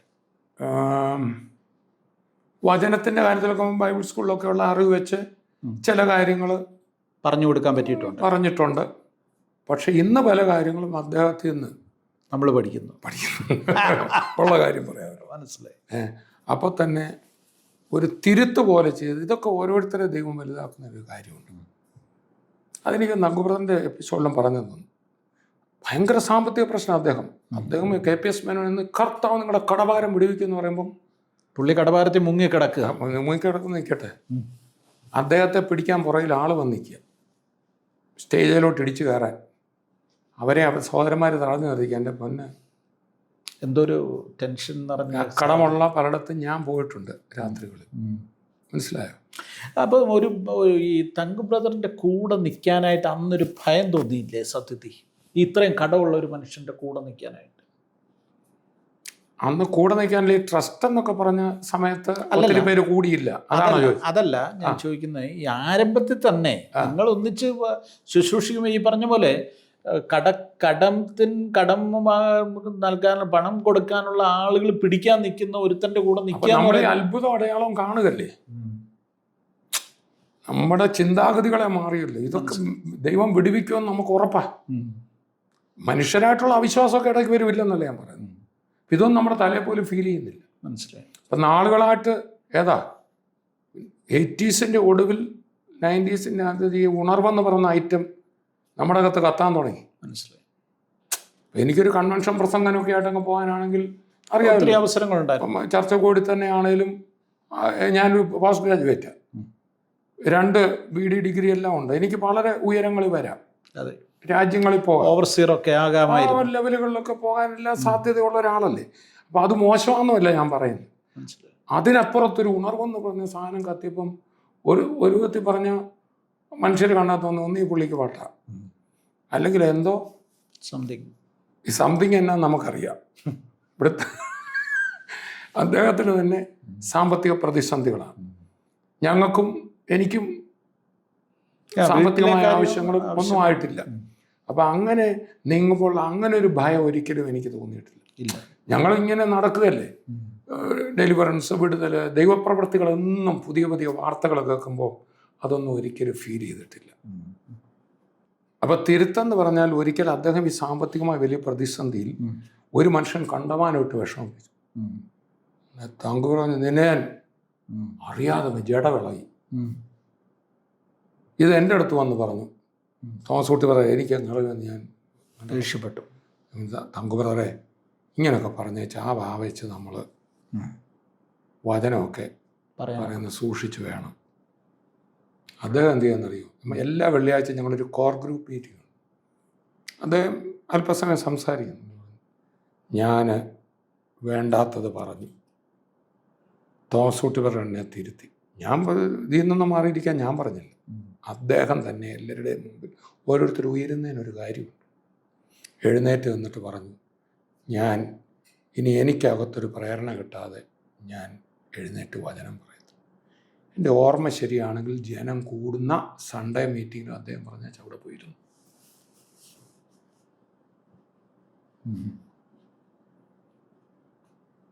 സ്തോത്രം. ഈ ഒത്തിരി എതിർപ്പുകൾ നിങ്ങൾക്കെതിരെ, ഒത്തിരി ആരോപണങ്ങൾ, എതിർപ്പുകൾ, സാമ്പത്തിക ആരോപണങ്ങൾ ഒക്കെ നിങ്ങൾക്കെതിരെ തങ്കു ബ്രദറിനെയാണ് ഫോക്കസ് ചെയ്യുന്നതെങ്കിലും സ്വാഭാവികമായിട്ടും അതിൻ്റെ കൂടെ നിൽക്കുന്ന ആളെന്നുള്ള നിലയിൽ തോമസ് കുട്ടി ബ്രദറിനെയും അത് ബാധിക്കുന്ന കാര്യങ്ങളാണല്ലോ. എങ്ങനെ അതിനെയൊക്കെ അതിജീവിക്കാൻ പറ്റി, അല്ലെങ്കിൽ എങ്ങനെ നേരിട്ടു ഇങ്ങനെയുള്ള പ്രതിസന്ധികളെ? അത് മുമ്പേ പറഞ്ഞാണ് എൻ്റെ കാര്യം. ഇതെല്ലാം നടക്കുമ്പോൾ നമ്മുടെ മധ്യത്തിൽ ദൈവപ്രവൃത്തികളും കാര്യങ്ങളും എല്ലാം നടക്കുകയല്ലേ. അപ്പം അതൊക്കെ ഒരു 2008 നമ്മുടെ സഭ ആക്രമിക്കപ്പെട്ട ഒരു ഘട്ടത്തിൽ അന്ന് തന്നെ ആൾ ദൈവം എന്നൊക്കെ പറഞ്ഞ് തങ്കുബ്രദറിനെതിരെ പറഞ്ഞ് അന്ന് തിരുവനന്തപുരത്തൊരു മീറ്റിംഗ് നടക്കും. അവിടുന്നാണ് എന്നെ വിളിച്ച് പറയുന്നത്. കറക്റ്റ്. ഞാൻ തിരുവല്ലയിൽ നിന്ന് ബൈക്ക് റൈഡ് നടക്കുമ്പോൾ ഞാൻ ഓടി അവിടെ ചെല്ലുമ്പോൾ വലിയ പ്രകടനം നടക്കുന്നു. അത് കഴിഞ്ഞിട്ട് പോലീസ് വന്ന് വീട് റെയ്ഡ് ചെയ്യുമ്പം ഞാനും അകത്ത് കയറി. അകത്തെല്ലാം പത്രക്കാരെ കൊണ്ട് നിറഞ്ഞിരിക്കുകയാണ്. ഇങ്ങനെ ഫോട്ടോഗ്രാഫേഴ്സ്, ഇങ്ങനെ എൻ്റെ കയ്യിൽ ക്യാമറയുണ്ട്. ഞാനും അകത്ത് കയറി. അപ്പോൾ ഈ കോട്ടയത്തെ പത്രക്കാർക്ക് ചിലർക്ക് എന്നെ അറിയാം. എൻ്റെ വൈഫ് കോട്ടയത്ത് പ്രസ് ക്ലബ്ബിൽ പഠിച്ചതാണ്. അവിടെ പത്രങ്ങളുമായിട്ടൊക്കെ ആ നിലയിലൊരു കണക്ഷൻ ഉള്ളതുകൊണ്ട് എന്നെ അറിയാം. പക്ഷെ ഞാനൊരു പത്രക്കാരനായിട്ട് ഇവിടെ അതിനകത്ത് കയറുന്നു എന്ന് പറയുന്നത് ഇവർക്ക് അവരുടെ ഈഗോയെ അത് എന്ത് ചെയ്യുന്നു, ഹർട്ട് ചെയ്യുന്നു. അപ്പം പക്ഷെ ഞാൻ ഈ ക്യാമറയൊക്കെ തൂക്കി ഞാൻ അതിനകത്തുണ്ട്. അപ്പം എൻ്റെ ബലമായ അന്നേരത്തെ ചിന്ത എന്താണെന്ന് വെച്ചാൽ, തങ്കു ബ്രദറിനെതിരെ നിരന്തരം വാർത്തകൾ ഇങ്ങനെ പത്രങ്ങളിൽ വന്നുകൊണ്ടിരിക്കുകയാണ്. ഇവിടെ ഈ റെയ്ഡ് നടക്കുമ്പോൾ ഈ കയറിയേക്കുന്നവരിൽ ഒരാൾ എന്തെങ്കിലും അവിടെ വെച്ചാൽ, എൻ്റെ മനസ്സ് പറയുകയാണ്, ഇങ്ങനെ ആരെങ്കിലും ഒരാൾ എന്തെങ്കിലും അവിടെ വെച്ചാൽ ഈ റെയ്ഡിൽ അത് പുറത്ത് എടുത്ത് ഇത് തങ്കുവിൻ്റെ വീട്ടിൽ നിന്ന് കിട്ടിയതാണെന്നും പറഞ്ഞ് കാണിച്ചാൽ ഇത് ഞങ്ങളും ഭയപ്പെട്ടിട്ടുണ്ട്. അതാണ് എന്നെ. അപ്പോൾ ഞാനിങ്ങനെ ഈ പോലീസ് പോകുന്നതിനേക്കാൾ കൂടുതൽ ഈ പത്രക്കാർ, ഈ കൂട്ടത്തിൽ കയറിയേക്കുന്ന പത്രക്കാരെന്ന് പറഞ്ഞ് കയറിയേക്കുന്ന ആളുകൾ എങ്ങോട്ടൊക്കെയാണ് പോകുന്നത്, ഓരോരുത്തർ പോകുന്ന പുറകെ ഞാൻ നോക്കുകയാണ്, ഇവരെന്തെങ്കിലും വെക്കുന്നുണ്ടോ. എനിക്ക് അങ്ങനെ ഒരു ഫീലിംഗ് കൊണ്ട് ഞാൻ ഇതിൻ്റെ പുറകെ ഇങ്ങനെ നടക്കുകയാണ്. ഒരു 3-4 മണിക്കൂർ സമയം എന്ത് ചെയ്തു തങ്കു ബ്രദറിൻ്റെ വീട്ടിൽ നിന്ന് അന്ന് പിന്നെ മാൻകൊമ്പ്, കടുവയുടെ തലയോ എൻ്റെ ഗ്രാൻഡ് ഫാദർ എസ്റ്റേറ്റിൻ്റെ ഇതായിരുന്നുകൊണ്ട് അന്നത്തെ പഴയ സാധനം അതൊക്കെ എഴുതി കുത്തിപ്പോയ. പിന്നെ കുറച്ച് ഡോളർ മാത്രമല്ല, ഈ തൈവാനിലൊക്കെ പോയിട്ട് വന്നപ്പോൾ പുള്ളി കൊണ്ടുവന്ന പുള്ളിയുടെ ഒരു വാലറ്റ് എടുത്തു. വാലറ്റ് തപ്പിയെടുത്തപ്പോൾ അതിനകത്ത് ഈ പല കറൻസികൾ ഇരിക്കുകയാണ്. ഒത്തിരി ഒന്നും ഇല്ലായിരുന്നെന്ന് തോന്നുന്നു. പക്ഷേ രാജ്യത്ത് പോകുമ്പോൾ പല രാജ്യത്തെ കറൻസികൾ യാത്രയിൽ ഉപയോഗിക്കാനുള്ള കറൻസി, എന്നിട്ട് അതെല്ലാം കൂടെ ഇങ്ങനെ നിരത്തി വെച്ചിട്ട് അതിൻ്റെ ഫോട്ടോ ഞാൻ ഓർക്കുന്നു. ഇങ്ങനെ വലിയ പ്രശ്നമാണ്. അതെ. എന്നാൽ നാട്ടകത്തെ വസ്തു മേടിക്കുമ്പോൾ തങ്കു ബ്രദർ പറഞ്ഞായിരുന്നു, PG അഡ്വാൻസ് കൊടുത്ത അന്ന് കുവൈറ്റിൽ നിന്ന് കിട്ടിയ 6 ലക്ഷം രൂപ മുഴുവൻ കൊണ്ട് കൊടുത്തു. ആ കൂടെ തങ്കു ബ്രദർ അതിൽ പറഞ്ഞില്ലെന്ന് എൻ്റെ ജീവിത പങ്കാളി ആനി സിസ്റ്ററുടെ ഗോൾഡ് മുഴുവൻ, തങ്കുൻ്റെ വൈഫിൻ്റെ ഗോൾഡ് എടുത്ത് കൊടുത്തിട്ടാണ് ഇതിന് കൊടുത്തത്. എന്നിട്ട് അത് സഭയുടെ പേരിലാണ് എഴുതിയത്. ഇങ്ങനെയാണല്ലോ ട്രസ്റ്റൊക്കെ ഉണ്ടാക്കി സഭയുടെ പേരിൽ എഴുതുന്നു. അപ്പോൾ ഈ തങ്കു ബ്രദർ ആയാലും ഞാനായാലും അദ്ദേഹം ചിട്ടി നടത്തിയിട്ടുണ്ട്, വലിയ ബിസിനസ്സുകൾ നടത്തിയിട്ടുണ്ട്. ഞാൻ ബാങ്ക് എൻ്റെ ബ്രദറും ഒക്കെ ആയിട്ട് നടത്തി ഒത്തിരി എണ്ണിയതാണ്. അപ്പോൾ തന്നെ ഞങ്ങളുടെ വീട് ആ നാട്ടിലെ ഏറ്റവും സാമ്പത്തിക ശേഷിയുള്ള വീടായിരുന്നു ഞാൻ പറഞ്ഞത്. അതെ. ഈ പണത്തിൻ്റെ ഒന്നുമില്ലാഴിക, നിസ്സാരതയും നിസ്സഹായതയും ഞങ്ങൾ രണ്ടുപേരും തിരിച്ചറിഞ്ഞവരാണ്. പണം കൊണ്ട് കളിക്കാൻ നല്ല പേടിയുണ്ട്. അപ്പം തങ്കു ബ്രദർ പക്ഷേ കർത്താവിൽ വിശ്വസിക്കുന്നവർക്ക് സാമ്പത്തിക സമൃദ്ധി ഉണ്ടാകുമെന്ന് 2 കൊരിന്ത്യർ ഞാനെപ്പോഴും പറയും 8:9, 9:8 പറയും. 8:9 നമ്മുടെ കർത്താവ് യേശു സമ്പന്നനായിരുന്നിട്ടും അവൻ്റെ ദാരിദ്ര്യത്താൽ നിങ്ങൾ സമ്പന്നരാകേണ്ടതിന് അവൻ ദരിദ്രനായി തീർന്ന കൃപ നിങ്ങൾ അറിയുന്നില്ല. ഞാൻ ഇവിടെ പോയത് പ്രസംഗിക്കും, ഈ ഭാഗം പറയും. അപ്പം നമ്മൾ സമ്പന്നരാകാനാ കർത്താവ് ദരിദ്രനായി. ആ സമ്പത്ത് എന്ന് പറയുന്നത് ഈ പണമൊന്നും അല്ലല്ലോ. അതാ പറയാം. കണ്ടോ ചാംകുട്ടി പാസ്റ്റർ, ഞാൻ പിടിക്കാം, എൻ്റെ ഉള്ളിൽ അങ്ങനെ ഞാൻ പിടിക്കാൻ പോവാ. നന്നായി, എൻ്റെ കൈ വന്ന് വീണിട്ടുണ്ട്. അപ്പം ഞാൻ ഈ സഭകളിൽ ചെന്നാണ് പറയും, ഇത് ആത്മീയ സമൃദ്ധിയാണോ പൈസക്കാരനാകുന്നതാണോ എന്ന് ചോദിക്കും. ഉടനെ എല്ലാവരും പറയും ആത്മീയമാണ്.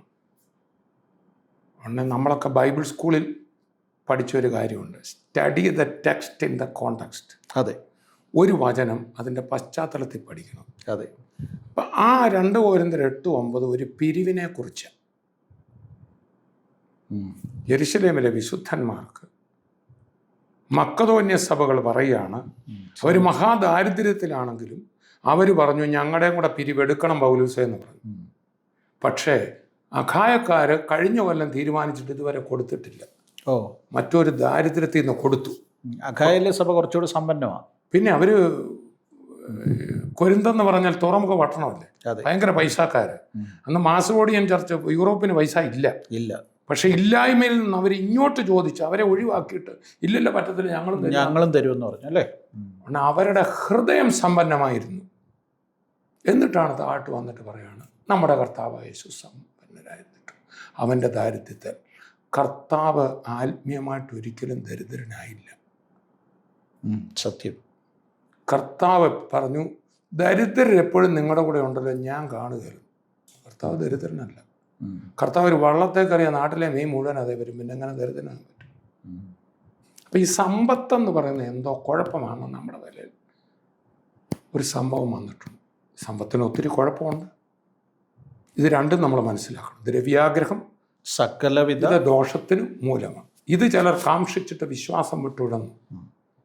ഈ പൗലൂസ്, ഞാൻ നാളൊരു പ്രസംഗം കേട്ടു, പൗലൂസിനാകപ്പാടെ ഒരു കിഴുത്ത പുതപ്പ് മാത്രം ഉണ്ടായിരുന്നുള്ളൂ. ഇപ്പോൾ ഉള്ളവർക്ക് ഭയങ്കര ഇതെങ്ങനെ കിഴുത്ത പുതപ്പാക്കിയെന്ന് എനിക്കൊരു പിടിയില്ല. വിൻ്റർ കോട്ട് എടുത്തുകൊണ്ട് വരാനാണ് എഴുതിയിരിക്കുന്നത്. പക്ഷേ ഒരു ന്യായാധിപൻ്റെ മുമ്പിൽ നിൽക്കുമ്പോൾ പൗലൂസ് തനിക്ക് പൈസ തരുമെന്ന് അദ്ദേഹം ഉദ്ദേശിച്ചു. അപ്പം പൗലൂസ് ധനികനാണെന്നുള്ള അത്രയും വലിയൊരു ആള് പ്രതീക്ഷിക്കുകയാണ് തനിക്ക് പൈസ പൗലൂസ് തരും. ഒരു ടീമിനെ മൊത്തം നടത്താൻ തനിക്ക് പണമാണ്. പക്ഷെ പണമല്ല ഒന്നൊന്ന് കണ്ടു. തന്നെയല്ല തങ്കുബ്രദറും പറഞ്ഞു, ഈ പണത്തിൻ്റെ ഒന്നുമില്ലായ്മ നമ്മൾ അറിയണം. ഈ പ്രോസ്പെരിറ്റിക്കെതിരെ പ്രസംഗിക്കുന്ന ആൾക്കും കവർ കിട്ടണം. ഒരിക്കൽ കിട്ടിയില്ല പിന്നെ ചെല്ലത്തില്ല. ഇപ്പം ഈ പ്രോസ്പെരിറ്റി എന്ന് പറയുന്ന വാക്കൊക്കെ നമുക്ക് നമ്മുടെ നിന്ന് മാറ്റിയിട്ട് ഈ നമ്മുടെ പെന്തിക്കോസ് മണ്ഡലത്തിൽ എവിടെയായാലും ഞങ്ങളുടെ പിതാക്കന്മാർ കർത്താവിനെ പിൻപറ്റി ദൈവം ഞങ്ങളെ തലമുറയെല്ലാം അനുഗ്രഹിച്ചു എന്ന് പറഞ്ഞ് എന്നെ ഉദ്ദേശിക്കുന്നത് സമ്പത്തുണ്ടായിരുന്ന ആത്മീയമായിട്ട് ഉയർന്നൊന്നും അല്ലല്ലോ, ആത്മീയമായി പുറകോട്ട പോയ. അപ്പോൾ ഭൗതിക അനുഗ്രഹത്തിനകത്തുണ്ട്. പക്ഷെ ഭൗതികമായിട്ട് പലരും കിട്ടുമ്പോൾ ദൈവത്തെ മറക്കുന്നു. അതായി പണത്തിൻ്റെ പ്രശ്നം. പൈസ കഴിക്കുന്നവന് ദൈവത്തെ വേണ്ട, അതല്ല ഞങ്ങളുടെ വീടിനൊക്കെ പറ്റിയതാണ്. ഇതിനെ നമ്മൾ നിർത്തേണ്ടടുത്ത് നിർത്തണം. പൈസയെ അത് നമ്മളെ നയിക്കാൻ തുടങ്ങുമ്പോൾ അത് മാമോനാകും. നമ്മൾ അതിനെ നയിക്കണം. ആരോ പറയൂല, പണം നല്ലൊരു ദാസനാണ്, ദുഷ്ട യജമാനാണ്. അതെ. അപ്പം അത് നമ്മളെ നടത്താൻ പാടില്ല. അപ്പം അവിടെ പറയണം, നമ്മുടെ കർത്താവായ യേശു സമ്പന്നനായിരുന്നിട്ട് ക്രൂശിൽ അവൻ ദരിദ്രനായി. നമ്മൾ സമ്പന്നരാകാൻ, ആ സമ്പന്നത എന്ന് പറയുന്ന പൈസ മാത്രമല്ല, കൊടുക്കാനുള്ള മനസ്സ് ആക്ച്വലി. അതുകൊണ്ടാണ് റോമാലേഖനത്തിൽ നമ്മുടെ കർത്താവ് തന്നെ വിളിച്ചപേക്ഷിക്കുന്ന ഏവർക്കും നൽകുവാൻ തക്കവണ്ണം സമ്പന്നൻ. ഒരു സമ്പന്നൻ എന്ന് പറയുന്നത് കൈ പൈസ ഉള്ളവനല്ല. ഞാനതിന് തമാശന് പറയും, എൻ്റെ കയ്യിൽ 1,00,000 രൂപയുണ്ട്, ഒരു പാവപ്പെട്ടവന് 100 രൂപയുടെ ആവശ്യം വന്നപ്പോൾ ഞാൻ കൊടുക്കുന്നില്ല. പക്ഷേ സാങ്കുട്ടി ബ്രദറിൻ്റെ കയ്യിൽ ആകെപ്പാടെ 1000 രൂപയുള്ള 100 കൊടുക്കുന്നു. നാട്ടുകാർ ആരാ സമ്പന്നൻ? അത് സാങ്കുട്ടി ബ്രദർ. നാട്ടുകാർ എന്നെ വേണേൽ സമ്പന്നൻ എന്ന് വിളിക്കില്ല, പന്നൻ എന്ന് വിളിക്കും. പൈസ ഉള്ളതല്ല സമ്പന്നത. ആ പൈസ ഉള്ളത് കൊടുക്കുന്നവൻ്റെ കൈ പിന്നെയും വരും. വിതയ്ക്കുന്നവന് വിത്തും ഭക്ഷിപ്പാൻ ആഹാരവും. അതാണ് 2 കൊരിന്ത്യർ 9:8 വായിക്കണം. 8:9, 9:8. 9:8 വരുമ്പോൾ അത് POC ബൈബിളിൽ നിന്ന് വായിക്കണം. നിങ്ങളുടെ എല്ലാ ഭൗതിക ആവശ്യങ്ങളും ധാരാളമായി നടപ്പാനും, തട്ടിമുട്ടി നടപ്പാനല്ല, ധാരാളമായി നടപ്പാനും, എല്ലാ നല്ല വേലയ്ക്കും ധാരാളമായി കൊടുക്കാൻ വേണ്ട സകല കൃപയും നിങ്ങളിൽ പെരുകുവാൻ ദൈവശക്തനത്രയുന്നു. പക്ഷേ ഈ പൈസ സൂക്ഷിച്ചു, വളരെ സൂക്ഷിക്കേണ്ട സാധനമാണ്. ആ ഒരു സംഭവം ദൈവമക്കൾ തിരിച്ചറിയണം, ദൈവദാസന്മാർ തിരിച്ചറിയണം. നമ്മുടെ സഭകൾക്ക് ഇഷ്ടം പോലെ ഉണ്ടാകട്ടെന്ന്. സുവിശേഷ വേലയ്ക്ക് ഉപയോഗിക്കണം, കഷ്ടപ്പെടുന്നവന് കൊടുക്കണം. ഞങ്ങളുടെയൊക്കെ വീട്ടിൽ ഒത്തിരി ഉണ്ടായിരുന്നു, ഒത്തിരി ആശുപത്രി പോയല്ലോ. ഞങ്ങളുടെ വീട്ടിലൊക്കെ ഒരു പാസ്റ്റർമാരൊക്കെ പണ്ട് വരുമ്പോൾ തൊഴിലില്ലാഞ്ഞിട്ട് നടക്കുക എന്ന് ഞങ്ങളും പറഞ്ഞിട്ടുണ്ട്. ആ വഴിയേരി നിന്ന് പ്രസംഗിക്കുന്ന, ഒറ്റയ്ക്ക് നിന്ന് പ്രസംഗിക്കുന്ന ഉപദേശി വരെ ദൈവവേലയല്ലേ ചെയ്യുന്നത്. തീർച്ചയായിട്ടും. ഈ നമ്മൾ തങ്കു ബ്രദറിൻ്റെ ഇൻ്റർവ്യൂ ഇട്ടപ്പോൾ ഒത്തിരി കമൻറ്റുകൾ വന്നു.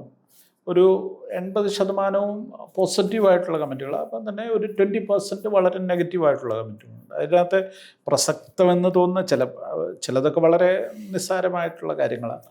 പ്രസക്തമെന്ന് തോന്നുന്ന ഒരു കാര്യം, ഈ 30 വർഷമായിട്ട് നിങ്ങൾ ഇതുവരെ ഒരു ചർച്ച് ബിൽഡിംഗ് എന്ത് ചെയ്തിട്ടില്ല, ഉണ്ടാക്കിയില്ല.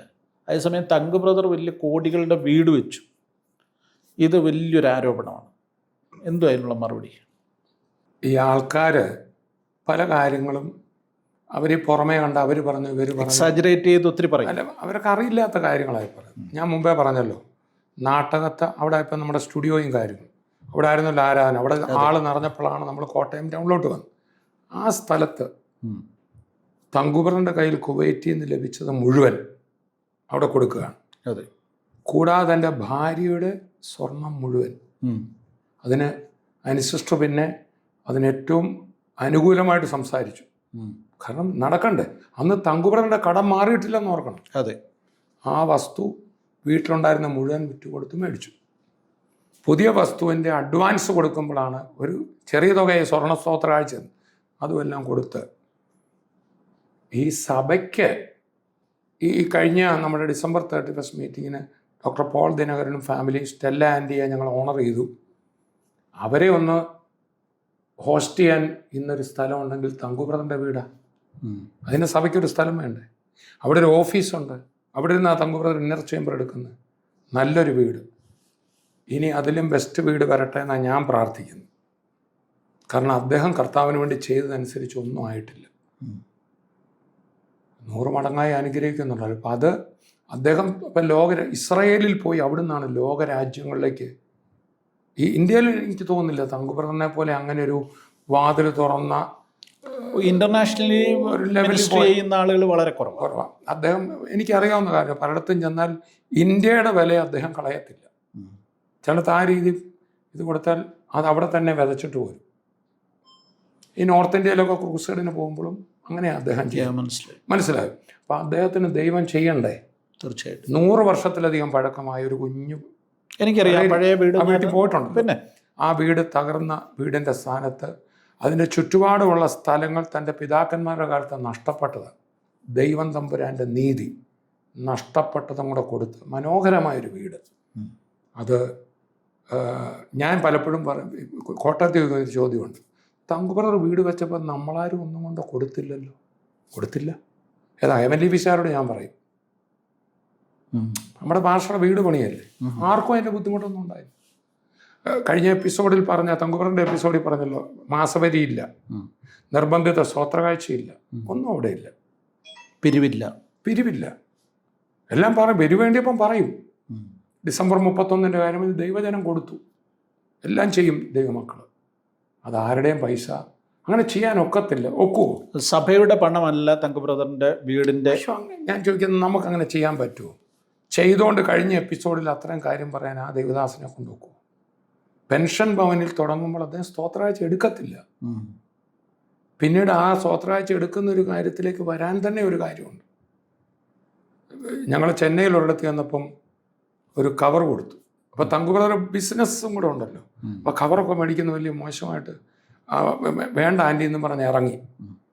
ഞാൻ തിരുത്താറുണ്ടോയെന്ന് ചോദിച്ചില്ല. ഞാൻ പറഞ്ഞു, തങ്കുബ്രദറെ അതൊരു തെറ്റായിപ്പോയി. കാരണം ആ ആൻറ്റി ഹൃദയപൂർവ്വം തന്നു. അപ്പം തങ്കുബ്രദർ ആരോടും മേടിച്ചിട്ടില്ല. തങ്കുബ്രദറിൻ്റെ രീതിയാണ്, ആ വണ്ടി തിരിച്ചു വിടാൻ പറഞ്ഞു. ചെന്നൈ വണ്ടി തിരിച്ചു വിട്ട് ആ വീട്ടിൽ ചെന്നു, ബെല്ലടിച്ചു. അയ്യോ, തങ്കുബ്രദർ ഹോസ്പിറ്റലിൽ പിന്നെയും വന്നെന്ന് ചോദിച്ചു. ആ കവർ ഞാൻ തന്നേക്കാം, ഞാൻ സാക്ഷിയാണ്. അപ്പം ആ പരിശുദ്ധാത്മാവ് എന്നിലൂടെ പറഞ്ഞെന്ന് ഏറ്റെടുത്ത്, അങ്ങനല്ല ദൈവനാമത്തിൽ ഹൃദയപൂർവ്വം തന്നത് ഡിനൈ ചെയ്യുന്നതും തെറ്റാണ്. അതാണ് അദ്ദേഹത്തിൻ്റെ ജീവിതത്തിൽ ആദ്യം വാങ്ങിയത്, അതാണ് എൻ്റെ അറിവ്. പക്ഷെ ദൈവം മാനിക്കത്തില്ല, മാനിച്ചു. സഭ ഇനിയും പണിയാൻ പോവുകയാണ്. സഭാ ഹോള് പണിയും. അതിന് ചില പ്രതിസന്ധികളെല്ലാം ഉണ്ടായി. എൻ്റെ കാര്യങ്ങൾ മുമ്പോട്ട് എൻ്റെ പണി താമസിക്കുന്ന എന്താണെന്ന് ചോദിച്ചാൽ, 2008 ആക്രമണം നടന്ന് ഞങ്ങളവിടെ നിന്ന് ഇറങ്ങുമ്പോൾ എൻ്റെ ഇളയ മോള് ജൂനിയർ, വളരെ കുഞ്ഞ്, അവൾക്ക് ആ റാങ്കൊക്കെ കിട്ടി, കുഞ്ഞാണ്. അവൾ എൻ്റെ അടുത്ത് വന്നിട്ട്, കൊച്ചു കുഞ്ഞാണ്. അപ്പം ഞാനൊരു സ്വപ്നം കണ്ടു. ഒരു വലിയ ഈ ലോണില്ലേ, പുൽപ്പറമാണ്, അവിടെ ആപ്പിൾ ഷേപ്പിലൊരു വലിയ ഹോളിരിക്കുന്നുണ്ട്. എന്നിട്ട് അവിടെ ആരും കാണാതെ അവിടെ ആരാണ്ടൊക്കെ കൊടുത്ത ഈ ചില്ലറയെല്ലാം കൂടെ ഒരു 30 രൂപ അവളുടെ കയ്യിലുണ്ട്. 30 എൻ്റെ ഓർമ്മ. ഈ അവിടെ ആങ്ങളെയും ചേച്ചിയും കാണാതെ എൻ്റെ അടുത്ത്, അപ്പ ഇത് മതിയോ സഭ പണിയാൻ? ഈ കുഞ്ഞു കൊച്ച് 30 രൂപ എൻ്റെ കൊണ്ടുപോയി തന്നു. ഞാൻ അതിനെ ഒരു 300 കോടിയായിട്ടാണ് കാണുന്നത്. ഇവിടെ രക്തം വിറ്റ് കൊടുത്തവരുണ്ട്, അതേലൊന്നും 1 രൂപയും ഇന്ന് സഭയ്ക്ക് വേണ്ടി കൊടുത്ത 1 രൂപയിൽ ഞങ്ങളാരും തൊടുകയില്ല, ഒക്കത്തില്ല, തൊടത്തില്ല. തങ്കുബ്രദർ മനസ്സിലായി, ഏത് കാര്യത്തിലും ഒരു കാര്യം പറഞ്ഞു അതിനെ ചെയ്യത്തുള്ളൂ. വീടിനെന്നും പറഞ്ഞാൽ തന്ന പോലും അദ്ദേഹം കൊടുത്തു. അപ്പം അതുപോലെ കർത്താവ് അദ്ദേഹത്തിന് കൊടുത്തത് അദ്ദേഹം ഇന്ന് നൽകിക്കൊണ്ടിരിക്കുന്നു. അപ്പം ഞാൻ ചെയ്യുന്നത് എനിക്കും പറയേണ്ട കാര്യമില്ല. അതുകൊണ്ടാണ് കർത്താവ് ഇതെല്ലാം നടത്തുന്നത്. അപ്പോൾ തന്നെ തങ്കുബ്രദറിൻ്റെ രണ്ടാമത്തെ മകൻ രോഹിത്ത് ഒരു 2 വർഷം മുമ്പാന്ന് തോന്നുന്നു, അദ്ദേഹം ഏതോ ഒരു നെറ്റിലെങ്ങാണ്ട് നോക്കിയപ്പോൾ അദ്ദേഹത്തിനൊരു കെട്ടിടത്തിൻ്റെ മോഡൽ കിട്ടി, ആപ്പിൾ ഷേപ്പ്. തങ്കുബ്രദറിനെ കൊണ്ട് കാണിച്ചു, ഇത് അപ്പാ നമുക്ക് ഇങ്ങനെ പണിയുണ്ട്. അപ്പോൾ എൻ്റെ മോള് കണ്ടതൊക്കെ വർഷങ്ങൾക്ക് മുമ്പ് 2008 രോഹിത്ത് ഓർക്കുന്നില്ല, പുള്ളി കേട്ടിട്ടുമില്ല. തങ്കുബ്രദർ കണ്ടിട്ട് തോമസ് ഊട്ടി ബ്രദറെ എന്ന് പറഞ്ഞ് എനിക്കിത് അയച്ചു തന്നു, എൻ്റെ കയ്യിൽ ഇപ്പോഴും കിടപ്പുണ്ട്. അങ്ങനെ ആപ്പിൾ ഷേപ്പിൽ തങ്കുബ്രദറിൻ്റെ ഹൃദയത്തിൻ്റെ ദർശനം മുകളിൽ എല്ലാ സഭക്കാർക്കും വന്ന് പ്രാർത്ഥിക്കാമെന്ന് ഒരു പ്രയർ ടവർ ഏറ്റവും മുകളിൽ ഉണ്ടാവും. സഭാ വ്യത്യാസങ്ങൾ കണ്ടുകൊണ്ട് കമൻ്റ് ഇടുന്നവരടക്കം അവിടെ വന്ന് നമുക്കൊന്നിച്ച് ഇന്ത്യയുടെ അടുത്തൊരു ഉണർവുണ്ടാവും. ഒരു 3-ാം പെന്തിക്കോസ് ഞാൻ വിശ്വസിക്കുന്ന ആളാണ്. നമ്മുടെ പെന്തിക്കോസ് സഭകളിലെല്ലാം ഒരു റിവൈവൽ ഉണ്ടാകുമെന്ന് വിശ്വസിക്കുന്ന ആളാണ് ഞാൻ. ചിലത്തൊക്കെ ചില പ്രശ്നം കാണും, അതേതാ 100 വർഷമായി. ഞാൻ ഹെവൻലി ഫീസ്റ്റുള്ളവരോട് പറയാം, 5 തലമുറയായപ്പോൾ ചില കൺഫ്യൂഷനൊക്കെ കാണും. നമ്മൾ ഹെവൻലി ഫീസ്റ്റ് ഇപ്പോഴല്ലേ ആയുള്ളൂ. അതുകൊണ്ട് പെന്തിക്കോസ് സഭകളിൽ നിന്ന് ലഭിച്ചൊന്നും മറക്കാനൊക്കത്തില്ല. IPC നിന്നും ചർച്ചക്കോടിയിൽ നിന്നും സമസ്യക്കോടിയിൽ നിന്നും ന്യൂ ഇന്ത്യ ചർച്ചക്കോടി, ഇങ്ങനെ ദൈവദാസന്മാരൊക്കെ വലിയ കാര്യങ്ങളാണ്. സ്തോത്രം. എന്നാൽ നമ്മളെ കർത്താവ് ഉപയോഗിച്ച ചില വഴികളുണ്ട്. അപ്പോൾ അങ്ങോട്ടും ഇങ്ങോട്ടും എല്ലാം കാര്യങ്ങൾ മനസ്സിലാക്കി നമ്മൾ കൈകോർക്കുമ്പോൾ, ഇന്ന് ഈ കഴിഞ്ഞ ക്രിസ്മസിനോട് ചേർന്ന് കുറേ പ്രതിസന്ധികൾ ഇന്ത്യയിൽ നമ്മൾ കണ്ടല്ലോ. ഇതൊക്കെ അടുത്തൊരു ഉണർവിന്, ഒരു 3rd പെന്തക്കോസ്റ്റ് ലോകത്തുണ്ടാവും. പണ്ട് ഭാര്യാവരെ യോനാച്ചാൻ എന്നോട് പറഞ്ഞൊരു ദൂതുണ്ട്, മകനെ പെന്തിക്കോസിനകത്തൊരു പെന്തിക്കോസ് ഉണ്ടാവും, നീയും അതിൻ്റെ മുമ്പിലുണ്ടാവും. വർഷങ്ങൾക്ക് മുമ്പ് പറഞ്ഞു. അതൊക്കെ സംഭവിക്കാൻ പോവാണ്. ഞാൻ അസൂസ സ്ട്രീറ്റിൽ ആ ഉണർവ് നടന്നിടത്ത് 2023 ഒടുവിൽ ചെന്നപ്പം അവിടെ എഴുതി വരിക്കുക, pray for a 3rd Pentecost. അതിൽ ഇന്ത്യ വളരെ ശക്തമായൊരു പങ്ക് വഹിക്കും. എൻ്റെ ഓർമ്മ ശരിയാണെങ്കിൽ ആ 2nd പെന്തക്കോസ്റ്റിൽ കുക്ക് സാഹിബിൻ്റെ ഭാര്യ ബാംഗ്ലൂർ എന്നൊരു അന്യഭാഷ പറഞ്ഞു. അത് കേട്ട ഇവിടെ ഒരു സിറ്റി ഉണ്ടെന്നറിഞ്ഞ് അതിൻ്റെ പുറകെ അവർ വന്നതാണെന്ന് ഞാൻ കേട്ടു. അതെ PG മാത്യൂസ് പാസ്റ്റർ പറഞ്ഞാൽ ഞാൻ കേട്ടു. ഒരു അന്യഭാഷയുടെ പുറകെ വന്ന് അവർ കേരളത്തിലേക്ക് വന്ന് ഇവിടെ പെന്തിക്കോസ് ചലിച്ചെങ്കിൽ, ഇവിടുത്തെ എല്ലാ പെന്തിക്കോസ് സഭകളുടെയും ചരിത്രം നോക്കിക്കേ, അത്ഭുതങ്ങളാലും അടയാളങ്ങളാലും ഉണ്ട്. പിന്നെ തിയോളജിക്കലി മറ്റു പല കാര്യങ്ങൾ വന്നെങ്കിലും കോൺസെൻട്രേഷൻ, ആ പെന്തക്കോസ്റ്റൽ പവർ എന്നുള്ളത് ഒത്തിരി പോയി പലയിടത്തും. എന്നാൽ തിരിച്ചത് വരാൻ പോവുക. എല്ലാ പെന്തക്കോസ് സഭകളും നമ്മുടെ അടുത്ത സെറ്റിന് നമുക്ക് ഭാരമല്ലേ, ഉണർവുണ്ടാവും. ഇതൊരു പ്രോഫസി പോലെ എടുത്തു. ഹെവൻലി ഫീസ്റ്റിലുണ്ടാവും. 2026 ഒരു ഡിവൈൻ കണക്ഷൻസിൻ്റെ നാളുകളായിരിക്കും. തങ്കുബ്രദറിൻ്റെ ദൈവം ഇടപെട്ടു, നമ്മളെയൊക്കെ തമ്മിൽ കണക്ട് ചെയ്യുക. അതുപോലെ തന്നെ കർത്താവിനോട് ഇതുവരെ കണ്ടിട്ടില്ലാത്ത രോഗസൗഖ്യങ്ങൾ, പീഡനം വന്നപ്പോൾ അവർ പ്രാർത്ഥിച്ചു, സൗഖ്യമാക്കാൻ നിൻ്റെ കൈ നീട്ടണമെന്നല്ലേ. അത് ഇന്ത്യയിൽ നടക്കും. ഇതുവരെ കാണാത്ത ദൈവപ്രവർത്തികൾ നടക്കും. അപ്പം കോട്ടയത്ത് വരുന്ന ഇൻ്റർനാഷണൽ അപ്പോസ്റ്റോലിക് സെൻറ്റർ, അത് ഇതൊക്കെ പണിതേച്ച് നമ്മളിവിടെ ഇരിക്കാൻ പോകില്ല, കർത്താവ് വരാൻ പോകുക. പണ്ട് ഉണ്ണുണ്ണി സാറ് പറഞ്ഞെന്ന് കേട്ടിട്ടുണ്ട്, നിങ്ങൾ കർത്താവ് വരാൻ ഇതൊക്കെ എന്തിനാണ് പണിയുന്നത്, ഞങ്ങൾ പോകുമ്പോൾ നിങ്ങളങ്ങ് എടുത്തോളാൻ, ഇങ്ങനൊരു തമാശ കേട്ടിട്ടുണ്ട് എന്ന് പറഞ്ഞു പോയ. സ്തോത്രം. ഈ കെട്ടിടം ഇതൊന്നും അല്ലല്ലോ, എന്നാൽ ഇതൊക്കെ വേണ്ടേ? തീർച്ചയായും യേശുവിൻ്റെ വരവ് വളരെ അടുത്തു. അതിനുവേണ്ടി നമുക്കെല്ലാം കൈകോർക്കണം. ഹല്ലേലൂയായും ദൈവം അതിന് ഉപയോഗിക്കട്ടെ. തോമസ് ഊട്ടി ബ്രദറുമായിട്ടുള്ള 2ാമത്തെ എപ്പിസോഡ് ഇവിടെ പൂർത്തീകരിക്കപ്പെടുകയാണ്. അദ്ദേഹത്തിൻ്റെ ജീവിതാനുഭവങ്ങൾ, ഹെവൻലി ഫീസ്റ്റുമായി ബന്ധപ്പെട്ടത്, തങ്കു ബ്രദറുമായി ബന്ധപ്പെട്ടത്, പല വിവാദങ്ങൾ, ഇതൊക്കെ സംബന്ധിച്ച് അദ്ദേഹത്തിന് പറയാനുള്ള കാര്യങ്ങൾ നമ്മൾ കേട്ട് കഴിഞ്ഞു.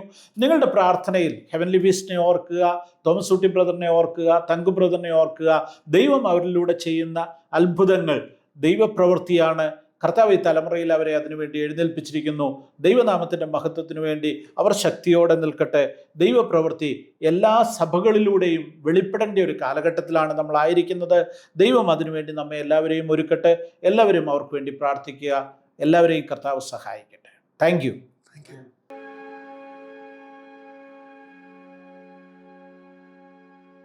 നിങ്ങളുടെ മക്കൾക്ക് വിവാഹപ്രായമായോ? ഹല്ലേലൂയ മാട്രിമോണിയൽ നിങ്ങളെ സഹായിക്കുന്നു.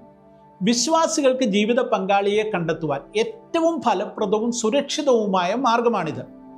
2 മാർഗങ്ങളിലൂടെയാണ് നിങ്ങളുടെ മക്കളെക്കുറിച്ചുള്ള വിവരങ്ങൾ 10,000-കണക്കിന് ആളുകളിലേക്ക് ഞങ്ങൾ എത്തിക്കുന്നത്. ഒന്ന്, ഹല്ലേലൂയ ഓൺലൈൻ. നിരന്തരം ക്രിസ്തീയ വാർത്തകൾ 100-കണക്കിന് വാട്സപ്പ് ഗ്രൂപ്പുകൾ വഴി 10,000-കണക്കിന് വായനക്കാരിലേക്ക് എത്തുന്നു. ആ വാർത്തകളോടൊപ്പം നിങ്ങളുടെ മാട്രിമോണിയലും ഉൾപ്പെടുത്തുന്നു. 2, കഴിഞ്ഞ 30 വർഷമായി പ്രസിദ്ധീകരിക്കുന്ന ഹല്ലേലൂയയുടെ പ്രിന്റ് എഡിഷൻ ഉണ്ട്. ആ പ്രിന്റ് എഡിഷനിലും ഈ മാട്രിമോണിയൽ അതുപോലെ തന്നെ ഉൾപ്പെടുത്തുന്നു. ഈ 2 മാർഗങ്ങളിലൂടെ 10,000-കണക്കിന് വായനക്കാരിലേക്ക് വളരെ പെട്ടെന്ന് നിങ്ങളുടെ മാട്രിമോണിയൽ എത്തുമ്പോൾ ആലോചനകൾ നിങ്ങളെ തേടി വരും. അതിൽ നിന്ന് ഏറ്റവും അനുയോജ്യമായത് പ്രാർത്ഥനാപൂർവം നിങ്ങൾ തിരഞ്ഞെടുത്താൽ മാത്രം മതിയാകും. അതുകൊണ്ട് വൈകണ്ട. ലോകത്തിൻ്റെ ഏത് കോണിലിരുന്നാണെങ്കിലും നിങ്ങൾക്ക് രജിസ്റ്റർ ചെയ്യാം. ഈ സ്ക്രീനിലുള്ള ഫോൺ നമ്പറിലേക്ക് നിങ്ങളുടെ മക്കളുടെ ബയോഡേറ്റയും ഫോട്ടോയും അയയ്ക്കുക. ഇന്ന് തന്നെ രജിസ്റ്റർ ചെയ്യുക. എത്രയും വേഗം നിങ്ങളുടെ മക്കളുടെ വിവാഹം നടക്കട്ടെ എന്ന് പ്രാർത്ഥിക്കുന്നു.